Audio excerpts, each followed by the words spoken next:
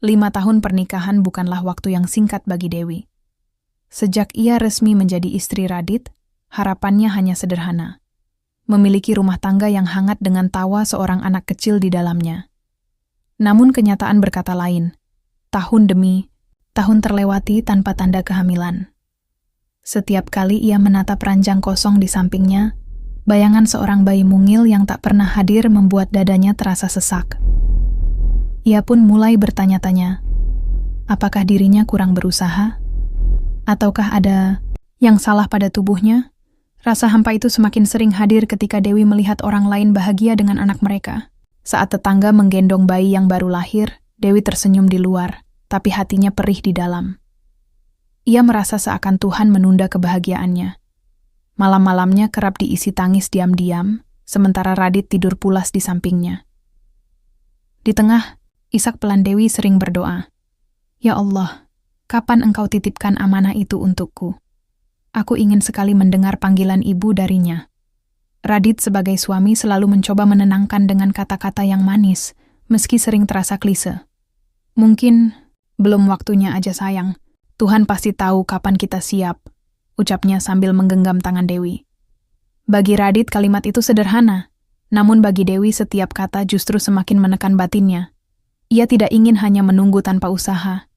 Ia ingin berjuang mencari tahu, sebab musabab, agar harapannya tidak hanya bergantung pada waktu. Berulang kali Dewi menyampaikan keinginannya untuk memeriksakan diri. Baginya langkah medis adalah bentuk ikhtiar yang nyata. "Dit, bagaimana kalau kita coba periksa ke ayah? Beliau kan dokter kandungan. Kita bisa tahu kondisi kita. Kan jadi lebih tenang jadinya," pinta Dewi dengan penuh harap. Tapi setiap kali topik itu muncul, Radit selalu menolak. Wajahnya menegang dan nada suaranya meninggi sedikit, seolah pembahasan itu menyentuh harga dirinya. "Aku nggak enak sama ayah. Masa kita kayak nggak percaya sama doa dan takdir? Lagi pula aku yakin kita baik-baik saja." Jawaban itu menampar hati Dewi. Ia tidak pernah bermaksud merendahkan suaminya, apalagi menentang keyakinannya pada takdir. Namun menanti tanpa kepastian adalah siksaan yang halus tapi nyata. Lebih pedih lagi ketika ia tahu mertuanya sendiri, Dr. Darmawan, sering memperhatikan kesedihan di wajahnya. Sang mertua dengan kebijaksanaan seorang dokter sekaligus ayah, beberapa kali berkata, "Kalau kamu mau datang saja ke klinik, biar ayah periksa, siapa tahu bisa ditemukan jalannya." Kata-kata itu menyalakan harapan kecil di hati Dewi. Tetapi, setiap kali ia ingin melangkah, bayangan Radit yang keras kepala selalu menghentikannya. Hingga akhirnya ia mulai memendam niat untuk melangkah sendiri. Meski harus diam-diam, meski dengan risiko besar jika suatu saat Radit mengetahui kebenarannya. Hari itu langkah Dewi terasa berat, ketika ia benar-benar memberanikan diri datang ke klinik milik mertuanya. Sepanjang perjalanan hatinya berkecamuk hebat. Tangannya mulai berkeringat, jantungnya berdegup begitu cepat, seakan tubuhnya menolak keras apa yang hendak ia lakukan.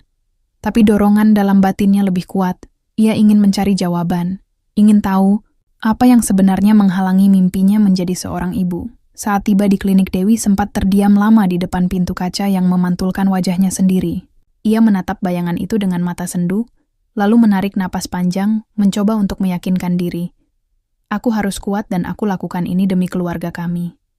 Di ruang tunggu, Dewi duduk dengan tubuh kaku. Beberapa pasien lain menunduk memainkan ponsel, sementara pikirannya melayang entah kemana. Baru saja ia mulai tenggelam dalam kecemasan. Suara tenang, tapi berwibawa memanggil namanya. "Dewi, ayo masuk." Suara itu milik Dr. Darmawan, ayah mertuanya sendiri. Ada getaran aneh di dada Dewi mendengar panggilan itu. Bukan karena takut, tapi karena situasi yang janggal, periksa kandungan pada ayah suaminya sendiri.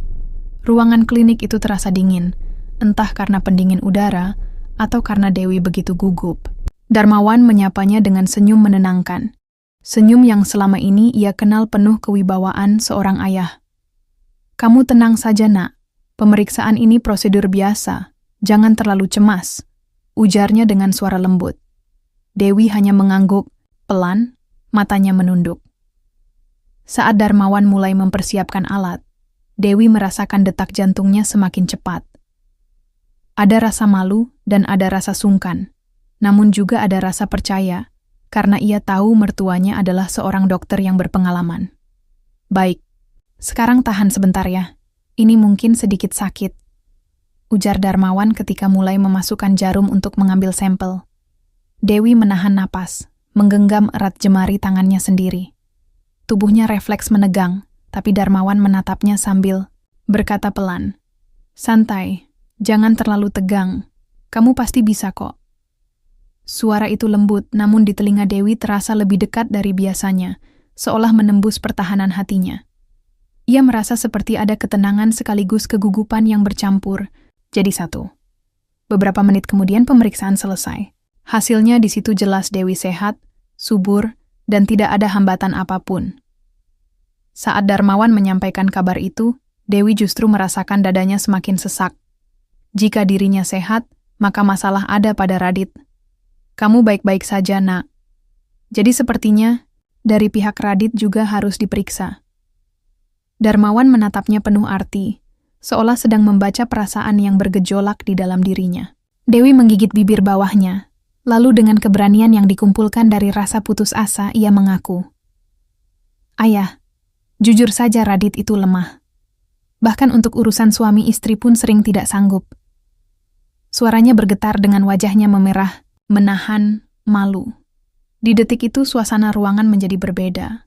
Ada keheningan berat, ada rasa iba, ada simpati, tapi juga ada percikan halus dari sesuatu yang tak bisa Dewi definisikan. Perasaan yang mulai menggoda batas antara mertuanya sebagai dokter, seorang ayah, dan seorang pria. Kata-kata itu menggantung di udara.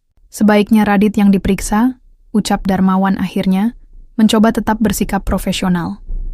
Namun nada suaranya terdengar berat, seolah ia sendiri tahu bahwa kemungkinan itu sangat kecil. Dewi hanya menunduk, kedua tangannya saling meremas. "Tidak mungkin ya," katanya lirih. "Radit pasti marah besar kalau tahu. Dia bahkan tidak mau mendengar kata dokter kalau ada hubungannya dengan masalah ini." Air mata mulai berkaca di pelupuknya. Ia merasa begitu terjebak, suaminya menolak periksa, mertuanya tahu masalahnya. Sementara dirinya hanya bisa pasrah menunggu waktu berjalan sia-sia. Suasana pun semakin hening. Hanya terdengar detik jam dinding yang berdetak pelan. Darmawan memandang menantunya dengan tatapan dalam. Tatapan seorang dokter yang memahami kondisi pasiennya. Tapi juga tatapan seorang pria yang melihat perempuan muda di hadapannya, sedang begitu rapuh. Ia menghela napas panjang, lalu bersandar di kursinya. "Kalau begitu pilihanmu sangat terbatas, Nak. Kamu harus siap menerima kalau anak mungkin tak akan hadir." Kalimat itu bagai petir menyambar telinga Dewi. Ia lalu menoleh cepat, menatap Darmawan dengan mata penuh keputusasaan. "Ayah, jangan bilang begitu. Saya sudah 5 tahun menunggu. Saya nggak sanggup kalau seumur hidup tidak jadi seorang ibu." Darmawan terdiam sejenak, lalu menatapnya lebih serius. "Kalau begitu, masih ada satu cara lagi. Tapi ini mungkin terdengar gila bagimu." Suara itu membuat jantung Dewi berdebar lebih cepat.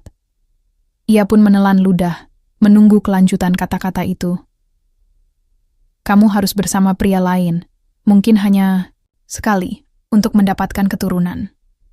Ruangan seketika terasa berputar bagi Dewi. Ia menutup mulutnya dengan tangan, matanya melebar tak percaya. "Ayah, apa maksud ayah?" Suaranya nyaris berbisik, seakan takut kata-kata itu benar-benar nyata. Darmawan tidak langsung menjawab. Ia bangkit berjalan perlahan mendekat ke arah Dewi, lalu duduk di kursi seberangnya. Wajahnya terlihat serius, suaranya tenang tapi menusuk. "Aku tahu ini salah di mata banyak orang. Tapi kamu tidak mengerti, Nak. Radit itu memang keras kepala sejak dulu. Kalau kamu terus menunggu, kamu hanya akan menua tanpa anak. Kalau kamu rela, kamu tak perlu mencari pria jauh-jauh. Ayah sendiri yang akan membantu." Kata-kata itu membuat tubuh Dewi bergetar. Ada rasa terhina, dan juga ada rasa kaget, tapi juga ada sesuatu yang lain. Sebuah rasa yang aneh, yang tak ia pahami. "Tidak, Ayah. Apa tidak ada cara lain lagi? Apa harus dengan cara seperti ini?" ujar Dewi dengan suaranya yang bergetar hebat.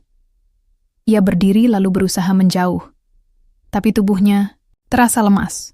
Matanya mulai berkaca-kaca, dadanya naik turun menahan gejolak batin. Darmawan menatapnya lekat-lekat, lalu berkata lagi dengan nada lebih lembut, hampir seperti bisikan. Kamu ingin anak bukan? Ini cukup sekali saja. Setelah itu kamu tetap bersama Radit seperti biasa.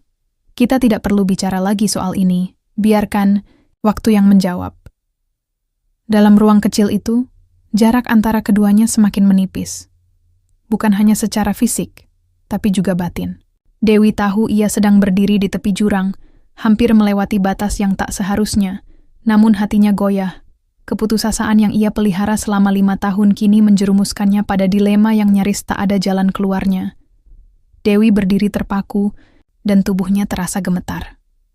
Kata-kata Darmawan terus bergema di telinganya, membuat batinnya berperang hebat. Ayah sendiri bisa membantu. Kalimat itu terdengar tabu, tetapi di sisi lain keputusasaan membuatnya sulit menolak. 5 tahun penantian, 5 tahun rasa hampa, 5 tahun menahan iri, melihat teman-temannya menggendong buah hati, semuanya menekan hatinya hingga ke sudut paling rapuh. Ayah, saya sangat takut. Saya merasa ini juga salah. Tapi saya juga tak sanggup lagi menunggu. Suaranya parau hampir pecah. Air matanya mulai menetes. Bukan hanya karena sedih, tapi juga karena ia sadar langkah yang akan ia ambil bisa menghancurkan segalanya. Darmawan berdiri perlahan, mendekatinya dengan langkah mantap. Bukan sebagai seorang dokter, bukan sebagai seorang ayah mertua, melainkan sebagai pria yang melihat perempuan di hadapannya sedang tenggelam dalam luka yang dalam. Ia mengulurkan tangan, menyentuh bahu Dewi dengan hati-hati. Nak, kamu tidak sendiri. Aku tahu ini berat buatmu. Kita lakukan sekali saja, cukup sekali. Setelah itu kamu jalani hidupmu dengan Radit seperti biasa. Lakukan kewajibanmu bersama Radit. Anggap ini demi sebuah harapan yang lebih besar. Sentuhan itu membuat tubuh Dewi bergetar lebih hebat. Ia ingin sekali menepis. Tapi justru dirinya berdiri membeku, seakan tak lagi punya kekuatan untuk melawan. Sore itu Darmawan mengambil keputusan besar. Klinik ditutup lebih awal dengan alasan ada urusan keluarga. Tirai jendela diturunkan dan lampu ruangan diredupkan. Hening pun mulai menyelimuti. Hanya detak jantung Dewi yang berdegup kencang di telinganya sendiri. Di dalam hati ia berbisik, "Ya Allah, cukup sekali saja. Aku ingin percaya ini demi kebaikan. Demi anak yang kuimpikan." Namun bisikan itu justru menjadi alasan yang mendorongnya melangkah ke jurang yang selama ini ia hindari. Perlahan batas yang selama ini ia jaga runtuh. Dewi tidak lagi bisa membedakan antara benar dan salah, antara cinta dan keputusasaan. Saat Darmawan semakin dekat, ia menutup mata, membiarkan dirinya larut dalam keputusan yang tak pernah ia bayangkan sebelumnya. Tidak ada kata-kata lagi, hanya kesunyian yang menyelimuti, hanya isakan pelan yang terdengar, hanya rasa bersalah yang mulai tumbuh seiring dengan langkah yang mereka ambil. Di satu sisi hatinya hancur, karena melukai kepercayaannya pada Radit. Tapi di sisi lain, ada secercah harapan yang ia genggam erat. Mungkin inilah jalan untuk mendapatkan buah hati. Ketika semua akhirnya selesai, Dewi duduk terdiam di tepi ranjang periksa. Wajahnya tampak pucat, matanya kosong, dan pikirannya berlari kemana-mana. Tangannya bergetar saat merapikan pakaiannya kembali. Darmawan berdiri di dekatnya, sama-sama bungkam, seolah tahu tidak ada kalimat apapun yang bisa menghapus dosa yang barusan terjadi. Dalam hati Dewi bergema sebuah janji. Cukup sekali ini saja, dan ini tidak akan pernah terulang lagi. Aku akan jalani hidupku bersama Radit, seakan tidak pernah ada yang terjadi. Namun meski mulutnya diam, hatinya sadar betul bahwa apa yang baru saja ia lakukan akan selalu menjadi rahasia kelam yang menghantui sepanjang hidupnya. Setelah keheningan panjang itu, Dewi hanya duduk kaku. Pikirannya mulai kacau, seolah dirinya baru saja kehilangan arah. Darmawan dengan wajah tegang, akhirnya bicara pelan. "Nak, apa yang terjadi barusan anggap saja tidak pernah ada. Jangan biarkan ini merusak rumah tanggamu. Ingat, Kamu tetap istri Radit, kewajibanmu tetap di sana. Kata-kata itu seakan menegaskan garis besar, bahwa semua harus dikubur rapat. Dewi hanya mengangguk tanpa suara, matanya berkaca, hatinya semakin sesak. Ia sadar ia baru saja masuk ke jalan yang tidak pernah ia bayangkan, dan sekarang satu-satunya cara bertahan adalah dengan berpura-pura. Dalam perjalanan pulang, suasana mobil begitu hening. Tidak ada obrolan, hanya suara mesin yang menderu pelan. Sesekali Darmawan melirik Dewi, tapi ia cepat-cepat mengalihkan pandangan. Hatinya pun penuh gejolak, antara perasaan bersalah sebagai mertua dan rasa lega karena merasa sudah membantu.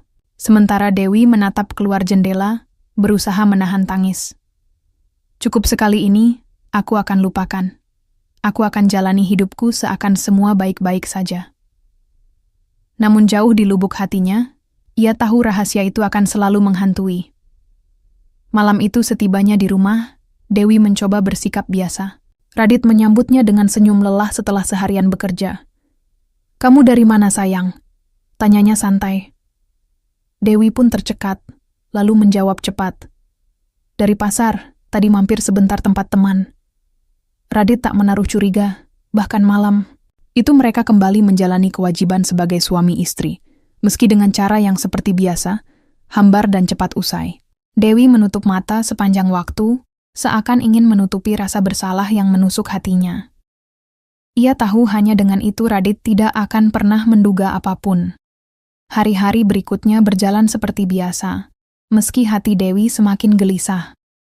Setiap pagi ia bangun dengan rasa takut. Takut jika Radit tiba-tiba tahu apa yang ia sembunyikan. Namun minggu demi minggu berlalu, tubuhnya mulai memberi tanda berbeda. Ia sering merasa mual, cepat lelah, dan telat datang bulan. Awalnya ia pun ragu. Tapi ketika memberanikan diri membeli tes kehamilan dan melihat 2 garis merah jelas terpampang, air matanya langsung tumpah. Tangannya bergetar memegang alat itu. Aku hamil. Akhirnya aku benar-benar hamil. Perasaan bahagia bercampur dengan rasa ngeri.